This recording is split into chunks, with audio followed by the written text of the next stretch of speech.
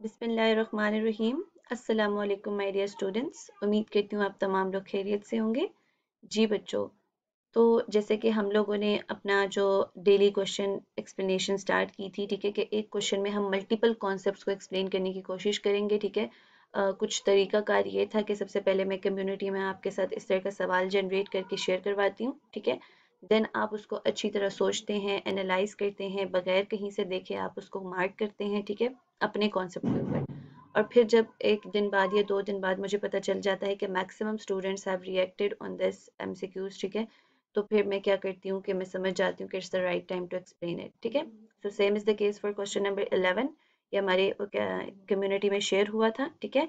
And now it's time to explain it. इसमें देखते हैं कि इसमें बेसिकली कौन से कॉन्सेप्ट्स हैं जो आपको पता होने चाहिए, कौन सी चीज़ें हैं जो आपको अंडरस्टैंड करनी है, ठीक है।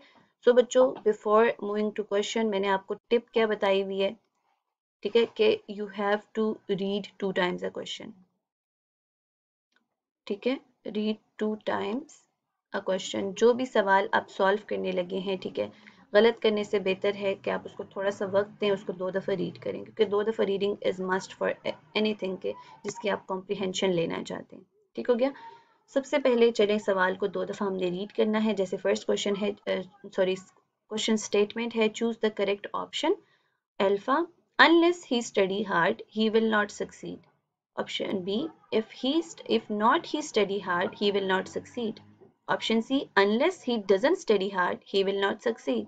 Option D, if he study hard he will not succeed. ठीक है। And option E, both alpha and beta, and option F, none of these. So बच्चों, ये तो एक दफा हमने सवाल को रीड किया एंड मुझे कुछ समझ नहीं आई। Same is the case for you, आपको भी नहीं आई होगी। So let's read it again.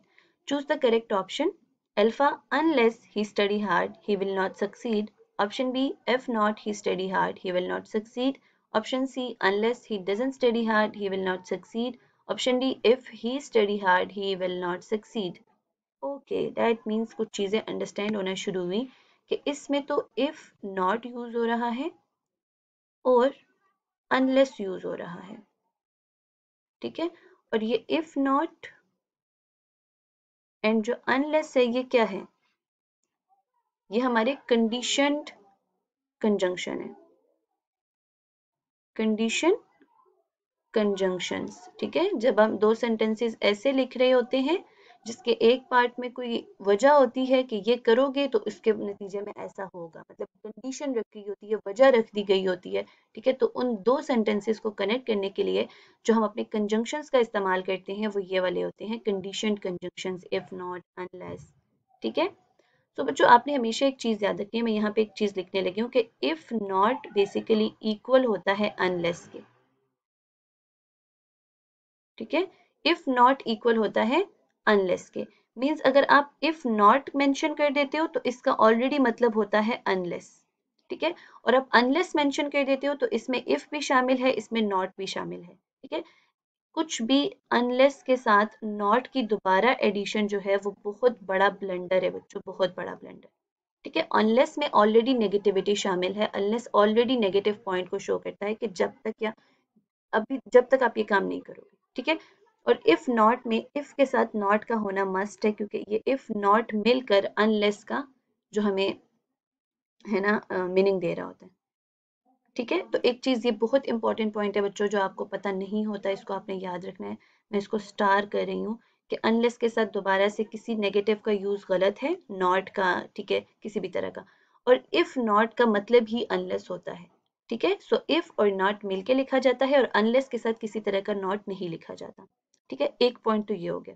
अब बच्चों, इफ और नॉट इस तरह होता है कि इफ को जब इफ के साथ जब नॉट लग गया, ठीक है, ठीक है, इफ के साथ जब नॉट लग गया तो मीन्स जब यहाँ एक पार्ट में इफ नॉट लग गया, ठीक है, तो दूसरे पार्ट में भी जो मतलब कंडीशन के बाद वाली पार्ट होगी उसमें भी नॉट का होना जरूरी है।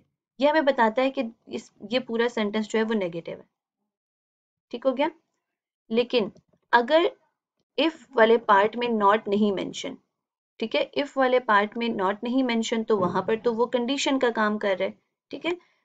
इफ वाले पार्ट में नॉट नहीं मेंशन तो देन जो देन वाला पार्ट होगा, ठीक है, उसमें भी नॉट नहीं होना चाहिए, वो भी पॉजिटिव होना चाहिए, ठीक है। अगर सेंटेंस में इफ नॉट मेंशन है, ठीक है, तो आप समझ जाएं कि जो अगला वाला कंडीशन के बाद वाली बात होगी वो भी नेगेटिव में ही लिखी होनी चाहिए, तब आपका सेंटेंस ठीक होगा। लेकिन अगर सेंटेंस में सिर्फ इफ मेंशन है, सिर्फ कंडीशन शो हो रही है, ठीक है, तो फिर क्या होगा कि फिर अगर इफ शो हो रही है, नॉट नहीं लगा, तो डेट मीन्स के जो सेंटेंस का कंडीशन के बाद वाला पार्ट है वो पॉजिटिव में होना चाहिए। ठीक है, ये इंपॉर्टेंट पॉइंट है।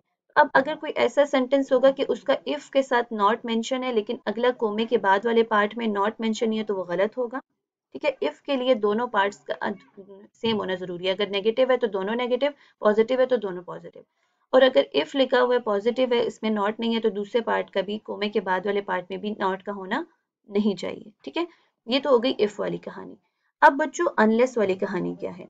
ठीक है, फॉर एग्जाम्पल जब अनलेस लगा होगा ना, तो पहली बात तो ये है कि अनलेस के साथ किसी भी तरह का, अनलेस वाले पार्ट में किसी तरह का नॉट नहीं लगा होगा। ठीक है, तो डेट मीन्स के अनलेस वाला पार्ट हमेशा पॉजिटिव होगा। ठीक है, और कोमे के बाद वाला पार्ट हमेशा नेगेटिव होगा, उसमें नॉट लगा होगा। ठीक है, उसमें नॉट लगा होगा जो कोमे के बाद वाला पार्ट होगा। यानी अनलेस से शुरू होने वाले जितनी भी कंडीशन होंगी, उसके कोमे के बाद वाले पार्ट में नॉट मस्ट लगा होगा, लेकिन अनलेस वाले पार्ट में दोबारा से नॉट नहीं लगा होगा। तो अगर आपको कहीं पर भी अनलेस वाले पार्ट में नॉट नजर आएगा तो आपका वो स्टेटमेंट गलत होगा। ठीक है, let me repeat it again कि इफ नॉट का मतलब भी अनलेस होता है। ठीक है, तो अगर आप अनलेस की जगह इफ नॉट यूज करें तो ठीक है। ओके, इफ नॉट आप यूज कर रहे हैं, ठीक है, और आपके पास अगला जो कोमे के बाद वाला सेंटेंस है, ठीक है, क्लॉज है, उसमें भी नॉट है, तो फिर आपका सेंटेंस ठीक है। लेकिन अगर आप अनलेस यूज कर रहे हो तो अनलेस में आपके अनलेस वाले पार्ट में नॉट दोबारा से यूज नहीं होता, क्योंकि अनलेस का ऑलरेडी मतलब इफ नॉट है।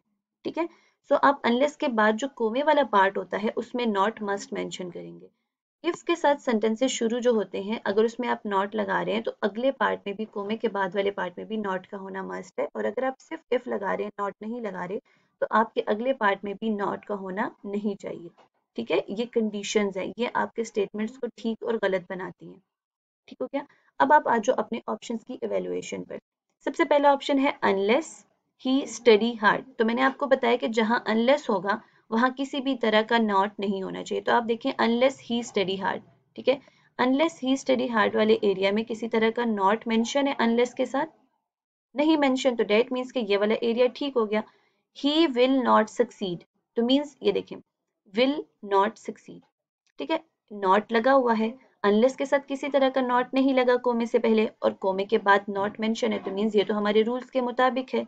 ठीक है, और एक बहुत इंपॉर्टेंट बात और भी आप लोग याद रखो बच्चों, कि जो अनलेस वाला पार्ट होता है ना, अनलेस वाला पार्ट वो प्रेजेंट सिंपल में होता है, प्रेजेंट सिंपल में होता है। ठीक है, और जो हमारा ये कोमे के बाद वाला पार्ट होता है वो विल, यानी विल और वर्ब की, मतलब हम कह सकते हैं कि विल लगा होता है उसमें लाजमी।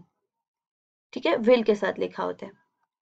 तो ये चीज आप लोगों ने याद रखनी है। ठीक है, कि अनलेस का जो कोमे से पहले वाला पार्ट है वो हमेशा प्रेजेंट सिंपल में होता है, मतलब उसमें एस ई एस लगा होता है सिंगुलर के साथ, और वर्ब की फर्स्ट फॉर्म होती है, यानी प्रेजेंट प्लूरल होता है किसके साथ, किसके साथ, सिंगुलर के साथ। ठीक है, तो यहाँ पे फी स्टडीज हार्ड आना चाहिए, इफ ही स्टडीज हार्ड। ठीक है, ये चीज आप लोगों ने याद रखनी है, ये यहाँ पे मैंने मिस किया हुआ है कि आपको अनलेस वाले एरिया में प्रेजेंट सिंपल वाला टेंस यूज करना होता है, और उसके बाद जो कोमे के बाद चीज आती है उसमें आपके पास क्या होता है, विल लगा होता है हमेशा। ठीक है, तो पहले ऑप्शन में तो unless he studies hard he will not succeed, तो ये तो बिल्कुल ठीक हो गया, क्योंकि अनलेस के साथ किसी तरह का नॉट नहीं मेंशन और विल के बाद नॉट मेंशन है, तो ये हमारे प्रॉपर रूल्स के मुताबिक है। सेकेंड आप देखो, if not he study hard. ठीक है, इफ नॉट लग गया, ठीक हो गया, ही स्टडीज हार्ड। ठीक है, ही विल नॉट सक्सीड, तो मीन्स यहाँ पे भी इफ नॉट आ गया, तो यहाँ पर भी नॉट का होना मस्ट था, देखें बिल्कुल ठीक हो गया। ठीक है बच्चों, उसके बाद अगला देखिए, unless he does not study. तो बच्चों अभी अभी मैंने आपको बताया कि अनलेस के साथ किसी भी तरह का दोबारा से नॉट का इस्तेमाल सरासर गलत है, तो क्या ये डज नॉट यहाँ यूज होना चाहिए था? नहीं, तो इस दोबारा से अनलेस के साथ नॉट के इस्तेमाल ने इस सेंटेंस को गलत बना दिया। बच्चों जब दो नेगेटिव नेगेटिव आते हैं तो वो तो पॉजिटिव बन जाते हैं, तो अगर हम अनलेस भी लगाएंगे, डजंट भी लगाएंगे, तो इसका मतलब ये बन जाएगा he study hard he will not succeed. ठीक है, ये गलत हो जाएगा। ठीक हो गया, उसके बाद अगला ऑप्शन देखें, इफ ही स्टडी हार्ड। ठीक है, इफ आ गया, ही स्टडीज हार्ड, ठीक है, ही विल नॉट सक्सीड। जी, अब आप देखिए कि यहाँ पर इफ के साथ यहाँ पर कोई नॉट नहीं है इस एरिया में, लेकिन विल के बाद यहाँ पर कोमे के बाद वाले एरिया में नॉट है। तो मैंने आपको भी बताया कि अगर इफ के साथ नॉट होगा तो अगले पार्ट में भी नॉट होना मस्ट है, अगर इफ के साथ नॉट नहीं है तो अगले पार्ट में भी नॉट होना मस्ट, ना होना मस्ट है। तो यहाँ पर तो नहीं है और यहाँ पे है, तो ये गलत हो गया, ठीक है। अब आपका ई ऑप्शन है बोथ ए एंड बी। तो बच्चों ए भी हमारा करेक्ट था कि अनलेस के साथ किसी तरह का नॉट नहीं लगा था और विल के बाद नॉट लगा हुआ था, ठीक है। और बीटा ऑप्शन में भी इफ नॉट लगा था और अगले पार्ट में भी नॉट लगा था। तो मीन्स हमारा जो करेक्ट ऑप्शन है वो बोथ ए एंड बी है, ठीक है। नन ऑफ दीज नहीं है क्योंकि अल्फा और बीटा करेक्ट है इसमें। तो बच्चों आपने इन चीजों का बहुत ज्यादा ख्याल रखना है, ठीक है, बहुत ज्यादा ख्याल रखना है। छोटे छोटे कॉन्सेप्ट्स हैं कि इफ नॉट का मतलब अनलेस होता है, ठीक है। जब इफ नॉट लग गया, ठीक है, तो दैट मीन्स के वहां पर क्या हो रहा है, ठीक है, वहां पर हम एक बात करें कंडीशन वाली, ठीक है। उसके बाद आपको अगले पार्ट में भी नॉट लगाना है। लेकिन unless means if not, already unless के अंदर नॉट एडेड है, दोबारा से किसी तरह का नॉट नहीं लगाना। अनलेस वाला पार्ट हमेशा प्रेजेंट सिंपल में होगा, ठीक है। सो इस चीज का आपने हमेशा ख्याल रखना है। ओके, सो ये थी हमारी इस एमसीक्यूज की एक्सप्लेनेशन। और इस तरह की हमारे क्यू बैंक में बहुत सारे क्वेश्चंस हैं जिसमें एक एक सवाल में से आपको बहुत सारी चीज़ें सीखने को मिलती हैं, ठीक है। तो बच्चों अगर आप हमारे क्यू बैंक का एक्सेस लेना चाहते हैं तो हमारे 1 मार्च से सेशन शुरू हो रहा है जिसका नाम है 100 डेज सेशन, ठीक है, ग्राम लॉजिक 100 डेज सेशन।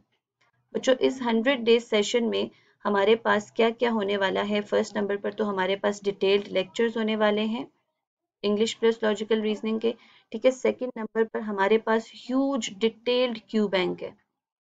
लाइक आप खुद सोचें, इंट्रोडक्शन पर 100 एमसीक्यूज, ठीक है, overview of parts of speech पे 100 एमसीक्यूज, नाउन पर 100 MCQs, pronoun, verb, adverb, adjective, conjunction, article, subject verb agreement, phrases, clauses, सब, ठीक है। सब्जेक्ट वर्ब एग्रीमेंट है, उसके बाद सेंटेंस टाइप है, कंडीशनल सेंटेंसेस हैं, ठीक है, सेंटेंस टाइप्स होगी, conditional sentences, question tag, error identification, ठीक है। मैं मिस भी कर सकती हूँ शायद कुछ टॉपिक्स। तो ये सारे टॉपिक्स पर डिटेल एमसीक्यूज बैंक है, ठीक है, जिसमें डिटेल एक्सप्लेनेशन लिखी है। एंड प्लस पॉइंट पता है आपको क्या है कि बहुत जल्द जिस तरह मैंने यहाँ पर एक एक एमसीक्यूज को एक्सप्लेन किया, इस तरह की वीडियो एक्सप्लेनेशन भी पूरे के पूरे क्वेश्चन बैंक की आपको प्रोवाइड की जाएगी, ठीक है। So it's a very very amazing point कि सिर्फ बच्चे आप फौरन से लेक्चर्स के बाद वो सुन लोगे तो आपकी तो सारी तैयारी हो गई, ठीक है। और साथ ही साथ आपके लास्ट में 3 मॉक टेस्ट रखे हुए हैं, ठीक है। और उसके साथ साथ हमारी व्हाट्सएप डिस्कशन जिसको कोई इग्नोर नहीं कर सकता, उसकी इंपॉर्टेंस कितनी ज़्यादा है। तो ये 1 मार्च से शुरू हो रहा है, ठीक है। आप इसको फ़ौरन से मतलब अचीव कर सकते हैं। किस तरह के, आपको 03431443 पर हमें व्हाट्सएप करना है, ठीक है। और फ़ौरन से आपको रजिस्ट्रेशन की डिटेल ले लेना, स्केड्यूल ले लेना, अच्छे से चेक कर लेना, इंशाल्लाह आपको बहुत पसंद आएगा और हमें ज्वाइन कर लीजिएगा, ठीक है। सो बच्चों अपना बहुत सारा ख्याल रखिएगा। ज़रूर अगर आप ज्वाइन करना चाहते हैं तो आप 1 मार्च से जो सेशन शुरू है 100 डेज सेशन, उसको ज़रूर ज्वाइन करें क्योंकि आपका देखिए आराम से आपका 5 जून में ना सब कुछ English and logical reasoning along with huge practice, ठीक है, कवर हो जाएगी। फिर आप अपने मेन सब्जेक्ट्स को बार बार रिवाइज करते रहना, आपके ऊपर एक जो टेंशन है वो खत्म हो जाएगी, ठीक है बच्चों। सो बच्चों अपना बहुत सारा ख्याल रखिएगा। मैं ये नंबर डिस्क्रिप्शन लिंक में दे दूंगी, आपको चाहिए होगा तो आप वहाँ पे हमें कॉन्टेक्ट कर लेना, ठीक है। एंड बच्चों अगर अभी तक आपने सब्सक्राइब नहीं किया तो इट्स रियली अनफेयर, ठीक है। सब्सक्रिप्शन आपको फ़ौरन से कर देनी है, ठीक है। हमारी यहाँ पे सब्सक्राइब का बटन क्लिक कर देना है, ठीक है। और हमारी जो कम्युनिटी का लिंक है वो भी मैं डिस्क्रिप्शन में ऐड कर देती हूँ। इंस्टाग्राम पर मुझे फॉलो मस्ट कर लीजिएगा ग्राम लॉजिक को, ठीक है। अपना बहुत सारा ख्याल रखिएगा, बहुत सारी रिस्पेक्ट आप सबके लिए। Thank you so much. अल्लाह हाफिज़।